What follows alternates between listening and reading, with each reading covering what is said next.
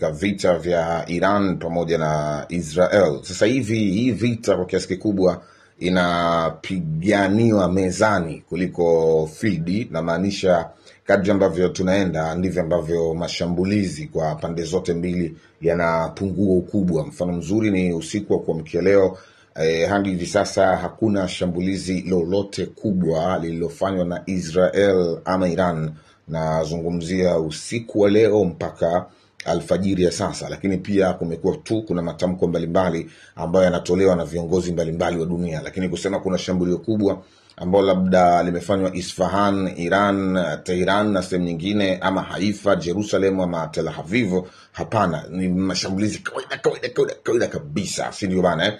Sasa vita sasa hivi inahamia mezani, kwa sababu taarifa ikufikia ni kwamba waziri wa mambo ya nje wa Iran Abbas Araghchi amekubali kukutana na wanadiplomasia waandamizi wa Umoja wa Ulaya kwa ajili ya kuzungumza masuala ya nyuklia ya Iran, kwamba wanarutubisha silaha za nyuklia au nyuklia tu ni kwa ajili ya matumizi ya kawaida. Huo mkutano utafanyika kesho Ijumaa. Kwa hiyo hatua hii ya Iran kuanza kukubali kukutana na viongozi wa Umoja wa Ulaya inatia matumaini ya kwamba vita hii pengine itakwenda ikimalizika, kwa sababu pia hata yale mashambulizi makubwa ambayo tuliyaona siku za mwanzoni yanaenda yakiwa yanapungua. Lakini kingine ni kwamba Khamenei na Trump wameendelea kutoa matamko tofauti. Wakati Khamenei anamwambia Trump, usitojisalimisha, na kama utaishambulia Iran tutawajibu Marekani na hamtosahau na hamtaweza kuvumilia kile ambacho kitawapata.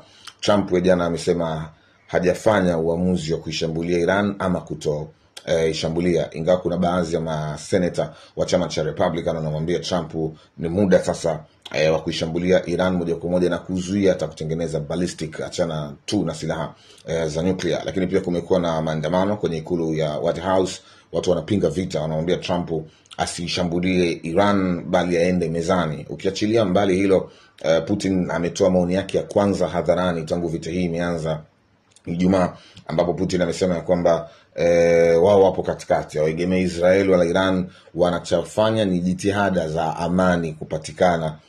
Kwa hiyo hawana shida na mtu yoyote, cha msingi ni amani ipatikane ili dunia iweze kuwa sehemu salama. Kwa hiyo mpaka hivi sasa vifo kwa upande wa Iran ni vifo zaidi visivyopungua 235 kwa upande wa Iran, wakati Israel tuna vifo visivyopungua 30 mpaka hivi sasa. Nadhani nishaelezea kwa nini Israel hawafi sana. Ni kwa sababu wana maandaki, wana mifumo, ingawa pia Israel ni wajanja. Sasa nyingine hawatoi takwimu halisi za vifo.